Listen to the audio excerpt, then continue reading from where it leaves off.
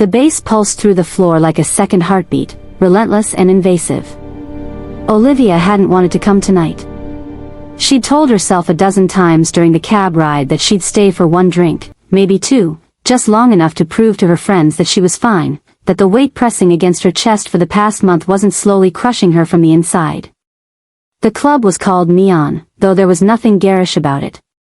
Everything gleamed with expensive restraint, black marble, gold fixtures, velvet ropes that separated those who mattered from those who didn't. Her friend Mara had connections, the kind you didn't ask about, and that's how they'd ended up past those ropes, tucked into a curved booth with a view of the dance floor below. Olivia nursed a vodka tonic she didn't really want, watching bodies move and practiced synchronization. She felt like she was observing life through glass, present but separate. Mara leaned close, saying something about a guy near the bar, her words lost to the music. Olivia smiled and nodded, not hearing, not caring.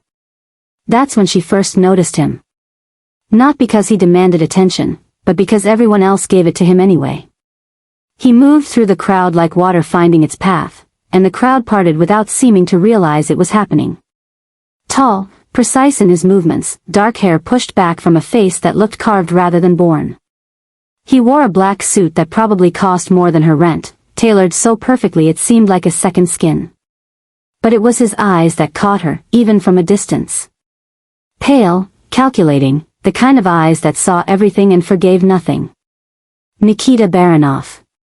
She didn't know his name yet, but she'd learn it soon enough. He took a position near the upper-level railing, flanked by two men who stood like shadows given form. He didn't look at the dance floor. He surveyed it. There was a difference, and Olivia felt it in the deliberate way his gaze moved from corner to corner, cataloging, assessing.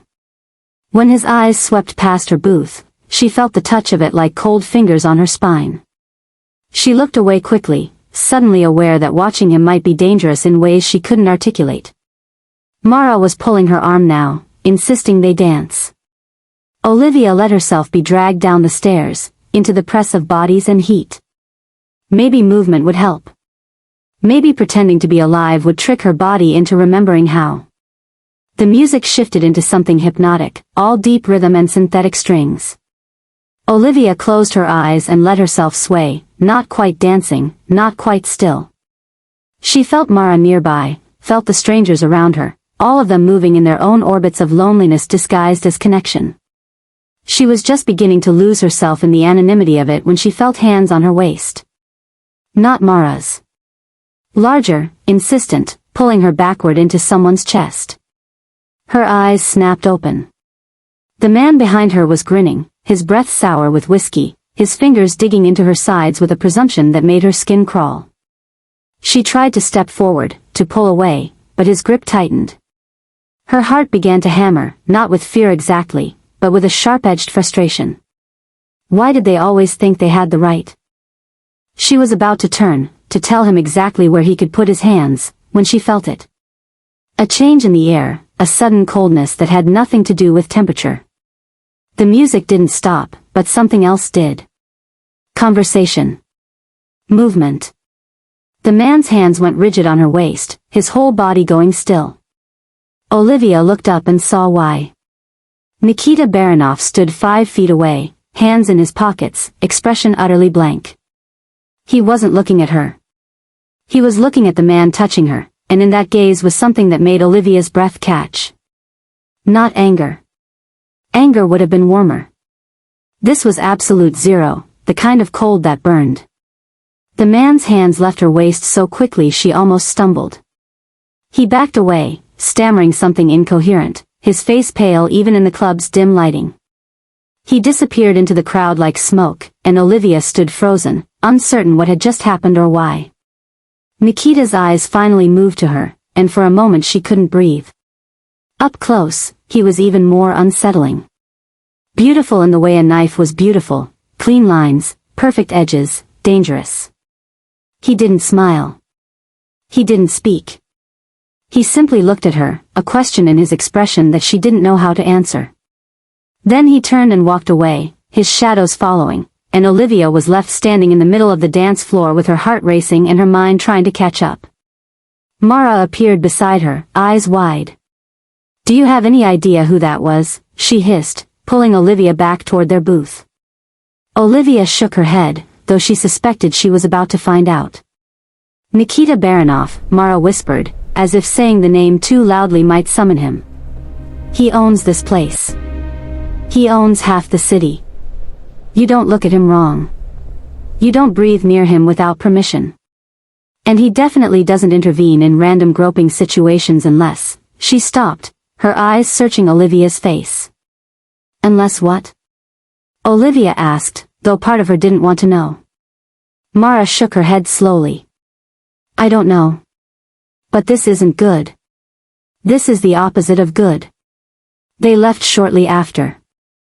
Olivia told herself she was relieved, that the night had been strange and unsettling, and she was glad to put it behind her.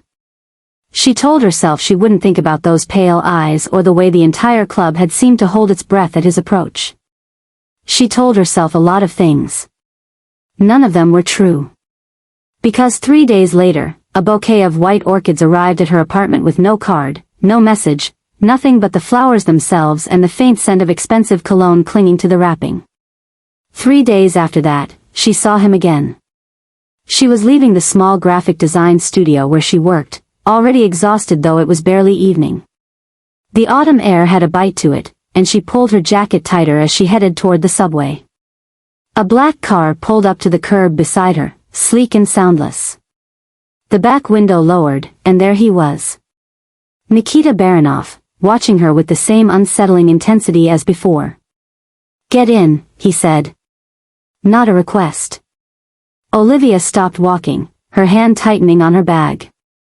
"Excuse me?" "It's going to rain," he said, as if that explained everything. "I'll take you home." "I don't need a ride." "I didn't ask what you needed." His voice was accented, Russian vowels softening the consonants, turning the words into something almost musical despite their bluntness. "I'm offering one anyway." Olivia should have walked away. Every self-preservation instinct she possessed was screaming at her to keep moving, to get underground where the car couldn't follow. But there was something in his expression, something beneath the authority and the coldness, that gave her pause. A flicker of something almost human. Almost vulnerable. "Why?" she asked. He was silent for a moment, his jaw tightening almost imperceptibly. "Because I want to." It wasn't an answer, not really. But it was honest in its bluntness, and somehow that mattered. She got in the car. The interior smelled like leather and that same cologne from the flowers. One of his shadows sat in the driver's seat, silent and impassive. Nikita sat beside her, maintaining a careful distance, his hands resting on his knees. "You didn't have to do that," Olivia said, breaking the silence. "At the club. I could have handled it." "I know," he said simply. "But I didn't want you to have to." She turned to look at him, studying his profile in the dim light. He stared straight ahead, his expression giving nothing away. "Why do you care?" she asked. "You don't know me." "No," he agreed. "Not yet." The words hung between them, heavy with implication. Olivia felt something shift in her chest, a dangerous curiosity mixing with an equally dangerous attraction. This was stupid. This was reckless. This man was clearly not someone you got close to unless you were prepared for the consequences. But God help her, she wanted to know what those consequences were. He had her address. She hadn't given it to him, which meant he'd found it himself, and that should have terrified her. Instead, she felt oddly calm as the car pulled up outside her building. "Thank you for the ride," she said, reaching for the door handle. "Olivia." Hearing her name in his mouth did something to her she couldn't explain. She looked back at him, waiting. "Have dinner with me," he said. "Tomorrow night." "That sounds like something between a request and a command," she said, raising an eyebrow. The corner of his mouth lifted, barely, the ghost of a smile. "Take it however you like. But say yes." She should have said no. She should have thanked him again and disappeared into her building and never looked back. Instead, she heard herself say, "Okay." Dinner was at a restaurant she'd only read about in magazines, the kind of place where reservations required weeks of notice unless your name carried weight. Nikita's clearly did. They were led to a private room, all dark wood and candles, a table set for two. He pulled out her chair himself, a gesture that felt both old-fashioned and natural coming from him. They ordered, though Olivia barely tasted the food when it arrived. She was too focused on him, on the way he asked her questions about her work, her life, her thoughts, as if he genuinely wanted to know the answers. He listened when she spoke, really listened, his pale eyes never leaving her face. She learned that he'd been born in Moscow, that he'd come to the States when he was 17 with nothing but anger and ambition. She learned that he liked classical music, that he read obsessively, that he had a younger sister he hadn't seen in 4 years. He didn't tell her what he did, exactly, though the unspoken truth hung between them. She didn't ask. Some questions, she was learning, were better left unvoiced.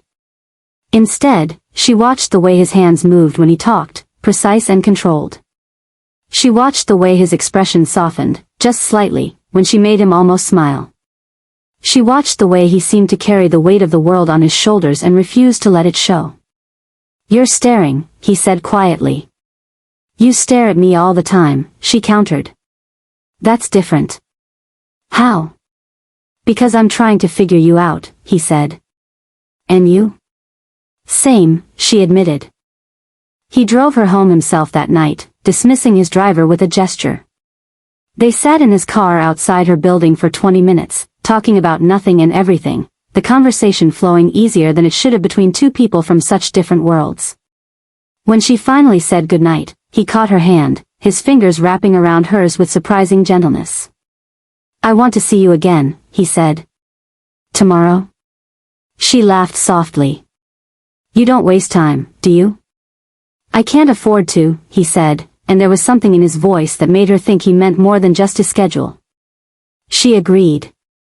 Tomorrow turned into the day after, which turned into a week, which turned into a pattern she couldn't name but also couldn't break. They fell into a rhythm that felt both inevitable and impossible. He'd pick her up after work, sometimes with a destination in mind, sometimes with nothing but time to fill. They'd talk for hours, about art and music and philosophy, about childhood memories and future fears. He never took her to his home, and she never asked to go. There were boundaries, invisible but understood. But there were also moments when those boundaries felt fragile. Like the night he walked her to her door and she turned to say goodnight, and found him so close she could feel the heat of him. His hand came up to her face, thumb brushing her cheekbone with aching slowness. She thought he might kiss her. She wanted him to kiss her. But he stepped back, his jaw tight, his eyes burning with something he refused to name. "Good night, Olivia," he said, his voice rough. She went inside feeling like she'd been touched everywhere and nowhere, her skin electric with wanting. The next day, everything changed. She was at her apartment, working on a freelance project, when Mara called. "Turn on the news," her friend said, voice shaking. "Channel 7. Now." Olivia grabbed the remote, her heart already sinking. The screen filled with images of a warehouse on the outskirts of the city, police cars and yellow tape, reporters speaking in urgent tones. "A raid," they said. "Federal agents. Multiple arrests." And there, being led out in handcuffs, was one of the men who'd driven Nikita's car. The reporter mentioned names, organizations, words like racketeering, and conspiracy, and ongoing investigation. Nikita's name wasn't mentioned, but the implication was clear. The web was closing.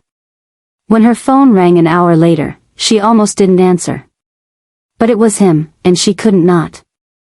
"I saw the news," she said when she picked up. "I know."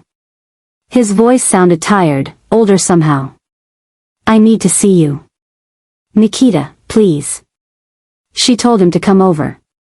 She paced her small apartment, her mind racing, trying to process what this meant, what she'd been pretending not to know. When he knocked, she opened the door to find him looking more human than she'd ever seen him. His tie was loose, his hair disheveled as if he'd been running his hands through it. He stepped inside and just stood there, looking at her like she was water and he was dying of thirst. "You should stay away from me," he said finally. "This is going to get worse before it gets better." "If it gets better. Then why did you come here?" she asked. "Because I'm selfish," he said, something almost like shame crossing his features. "Because even knowing I should walk away, I can't." She should have been afraid. She should have told him to leave, to fix his life and leave hers alone. But she looked at him, really looked at him, and saw past the armor to the man underneath. Tired. Alone. Carrying burdens he'd never asked for but accepted anyway.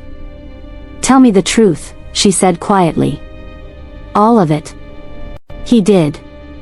He told her about his father's debts, about the people who'd owned those debts, about the choices that hadn't really been choices at all. He told her about building something from nothing, about protecting people who depended on him, about crossing lines until he couldn't remember where they'd been drawn in the first place.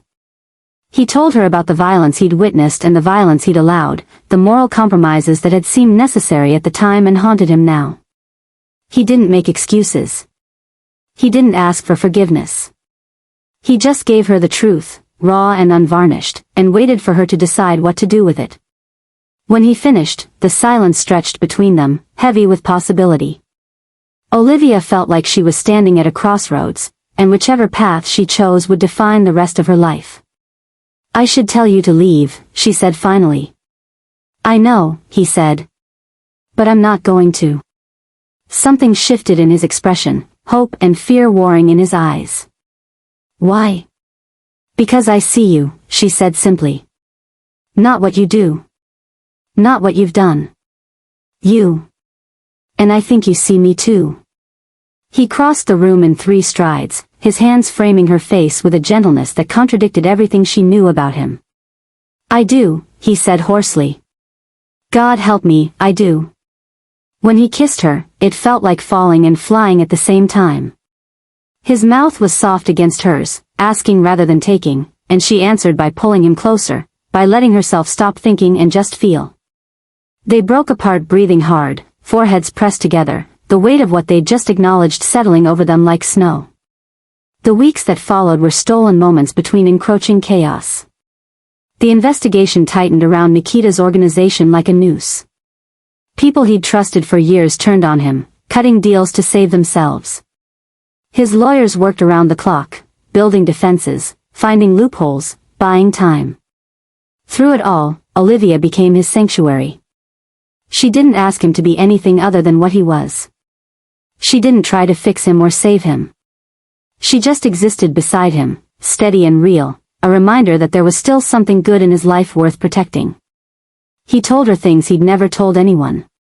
About the nightmares that woke him at 3 in the morning, about the guilt that sat like a stone in his chest, about the fear that everyone he cared about would eventually be destroyed by proximity to him. She told him about her own fears, about feeling invisible most of her life, about the depression that had been sitting on her chest for months before she met him. She told him about choosing to show up anyway, to keep moving even when everything felt heavy and pointless. They recognized something in each other, 2 people trying to carry more than they should, refusing to break under the weight. But recognition didn't solve problems. It didn't make the investigation disappear or erase the danger that followed Nikita like a shadow. Olivia started noticing cars that seemed to follow her. Started seeing men in suits watching her building. She knew without being told that they were federal agents, documenting everyone in Nikita's orbit, building their case piece by piece. "You need to distance yourself from me," Nikita said one night, his voice rough with emotion. They were lying on her couch, her head on his chest, his fingers tracing absent patterns on her shoulder. "Publicly. Obviously. Before they decide you're part of this." "No," she said simply. "Olivia, no." She sat up, looking at him directly. "I chose this. I chose you. I'm not running because things got hard." "This isn't hard," he said, frustration bleeding into his tone. "This is dangerous. They could come after you to get to me." "They could," he stopped, his jaw clenching. "I can't protect you if you won't protect yourself." "I don't need you to protect me," she said firmly. "I need you to trust that I know what I'm doing." That I'm strong enough to handle this. He looked at her for a long moment, something like wonder crossing his features. You are, he said quietly. Stronger than me. No, she said, reaching out to touch his face. We're just strong in different ways. He pulled her close, holding her like she might disappear if he let go. And maybe she would. Maybe they both would. But for now, in this moment, they had each other. That had to be enough. The arrest came on a Tuesday morning. Olivia was at work when Mara called, voice tight with panic. They took him. Federal courthouse, arraignment at 2. It's all over the news. Olivia left work without explanation, catching a cab to the courthouse. She sat in the back of the courtroom, watching as Nikita was led in wearing an orange jumpsuit that looked obscene on him. His eyes found hers in the crowd, and for just a moment, his expression softened. She mouthed, I'm here. He nodded, just barely, before his lawyer began arguing for bail. The prosecutor painted him as a flight risk, a danger to the community, someone who'd built an empire on blood and fear. The judge set bail at $5 million. Nikita's lawyer paid it within an hour. He was released that evening, and Olivia was waiting outside when he walked out. He stopped when he saw her, something raw and unguarded flashing across his face. Then he was pulling her into his arms, holding her so tightly she could barely breathe, his face buried in her hair. You came, he said, voice muffled. Of course I came, she said. Where else would I be? The trial was set for 3 months out. 3 months of media coverage, of speculation, of watching Nikita navigate a system designed to destroy him. He was careful with her during that time, always conscious of the cameras and the reporters and the agents still building their case. They met in private, away from prying eyes, stealing hours when they could. She watched him carry the weight of potential decades in prison with a dignity that broke her heart. He never complained. Never blamed anyone but himself. He prepared for the worst while hoping for something better, and she stayed beside him through all of it. The night before the trial began, he took her to a park near her apartment. They walked in silence, hands linked, breathing in the cold night air. Whatever happens, he said finally, I need you to know something. She waited, her heart in her throat. You saved me, he said, stopping to look at her. Not from this, not from the consequences of what I've done. But from myself. From the part of me that was already dead. You made me remember what it feels like to be human. Tears burned her eyes. Nikita, let me finish, he said gently. If they put me away, I need you to promise me you'll keep living. Really living. Not just going through the motions.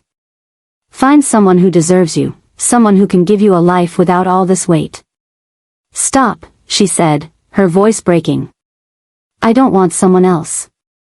I want you. You deserve better than what I can give you. Stop deciding what I deserve, she said fiercely. Stop trying to push me away to protect me. I'm an adult. I make my own choices.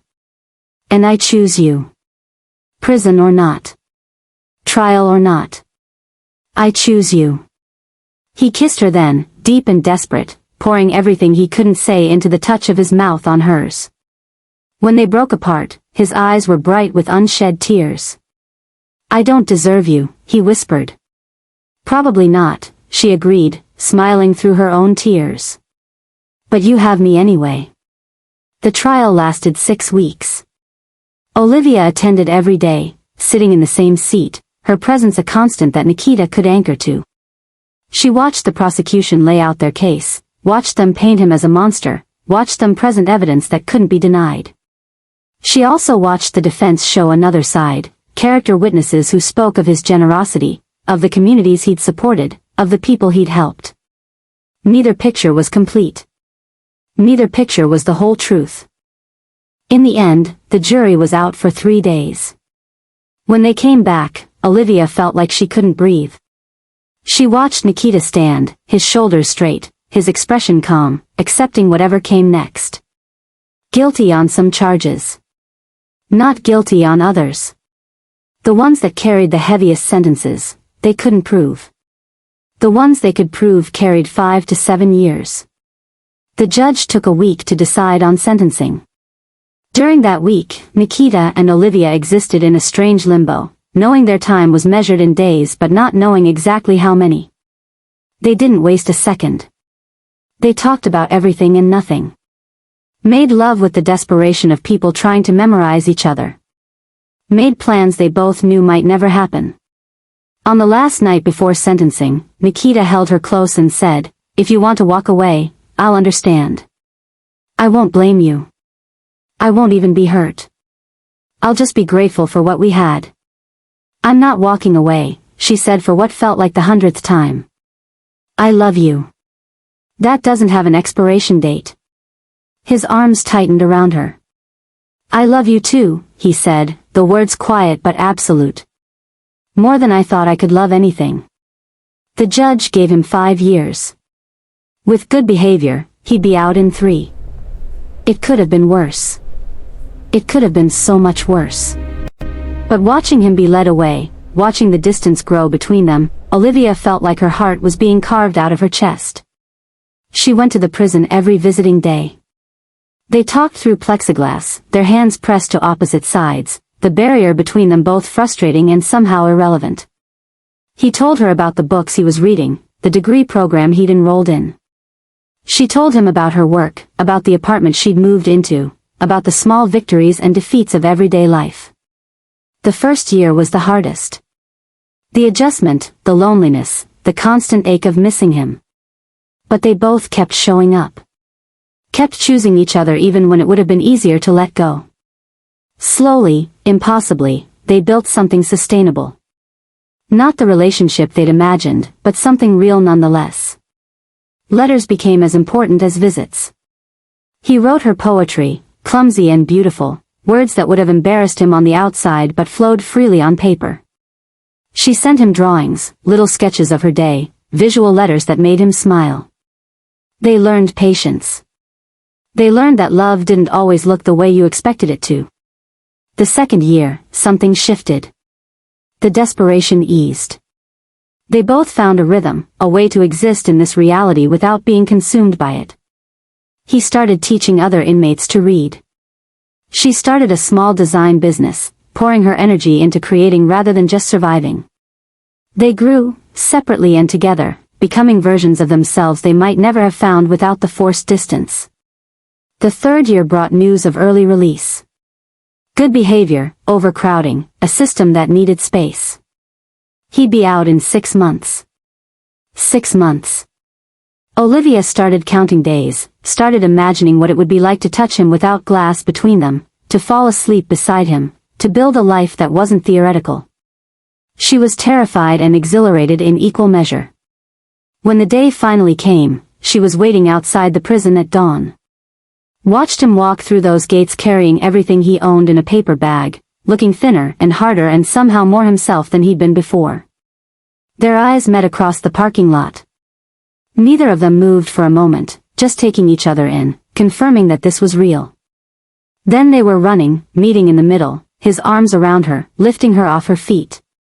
She was crying and laughing and he was doing the same, both of them holding on like they'd never let go. "Hi," he said, his voice rough with emotion. "Hi yourself," she managed. "You're really here." "I'm really here." They went to her apartment, neither of them ready for the world yet. Just needed to be alone, to relearn each other without barriers. He looked around her space, taking in the artwork on the walls, the books on the shelves, all the evidence of the life she'd built while he was gone. "It's perfect," he said quietly. "It's ours," she corrected. "If you want it to be." He looked at her, really looked at her, seeing the woman she'd become. Stronger. More sure. Still choosing him. "I want it to be," he said. They didn't rush back into old patterns. They built new ones. He got a job working with a nonprofit that helped people leaving prison transition back into society. She expanded her business. They learned how to be together in real time, not prison time. Learned each other's rhythms and boundaries and needs. It wasn't always easy. He had nightmares sometimes, waking up disoriented, reaching for her to confirm she was real. She had moments of anxiety, old fears surfacing when he was late coming home. But they talked through it. They showed up for each other. They chose, every day, to keep choosing. 6 months after his release, they were having dinner in her apartment when he got quiet, that thoughtful look she'd learned to recognize crossing his features. "What is it?" she asked. He reached across the table, taking her hand. "I've been thinking about the future. Our future." "Okay," she said, her heart starting to beat faster. And I want to do this right," he said. "I want to build something real with you. Not in secret, not in stolen moments. I want a life. With you. If you'll have me." She felt tears start to burn behind her eyes, the good kind this time. "Are you asking me what I think you're asking me?" He smiled, really smiled, the expression transforming his face. "Not yet. Soon. But I needed to know if it's something you'd want." "Yes," she said, laughing through her tears. "Yes, it's something I'd want." He brought her hand to his lips, kissing her knuckles softly. "Then I'll ask properly. When the time is right." The time came 3 months later, on an ordinary Tuesday evening. No grand gestures, no elaborate plans. Just the two of them, in the park where they'd walked the night before his trial, the place where she'd told him she was choosing him no matter what. He got down on one knee, pulled out a simple ring, and asked if she'd marry him. She said yes before he even finished the question. They married 6 months later, a small ceremony with only close friends. Nothing elaborate, nothing that drew attention. Just two people promising to keep showing up for each other, to keep choosing love even when it was hard. Especially when it was hard. Nikita wore a simple black suit. Olivia wore a dress the color of champagne. When he slid the ring onto her finger and she did the same for him, it felt like the closing of one chapter and the beginning of another. They danced to music only they could hear, his hand on her waist, her head on his shoulder, both of them marveling at the fact that they'd made it here. Against odds. Against expectations. Against everything that should have broken them. That night, lying in bed in the apartment they now officially shared, Nikita traced patterns on her shoulder, his voice quiet in the darkness. "Thank you," he said. "For what?" "For seeing me. For staying. For believing I could be better than I was." She turned to face him, her hand on his cheek. "You don't have to thank me for loving you. That was the easiest choice I ever made." "Still," he said, catching her hand and holding it against his heart. "Thank you." They fell asleep like that, hands intertwined, hearts beating in tandem, two people who'd found each other in the darkness and decided to build their own light. The future stretched before them, uncertain and beautiful, full of ordinary days and quiet moments and the kind of love that didn't need fireworks to prove itself real. They'd survived the worst. Now they got to live the best. Not perfect. Not easy. But theirs. And that was enough. That was everything. Hey loves. If you made it all the way to the end, thank you. Really. I know this wasn't an easy story. It asked for patience, for belief, for hope when hope felt distant. But that's what love does sometimes, isn't it? It asks us to show up even when we don't know how things will end. It asks us to choose, and keep choosing, even when the choosing is hard. Olivia and Nikita's story isn't about a perfect love. It's about a real one. The kind that survives distance and doubt and all the weight we carry. The kind that says, I see you, all of you, and I'm staying anyway. I'd love to hear what you felt while listening. What moment hit you hardest? What would you have done in Olivia's place? Tell me in the comments. Let's talk about it. Let's share this experience together. And if this story meant something to you, if it made you feel something true, please share it. Let it find the people who need to hear it. Thank you for being here. Thank you for listening. Thank you for feeling with me.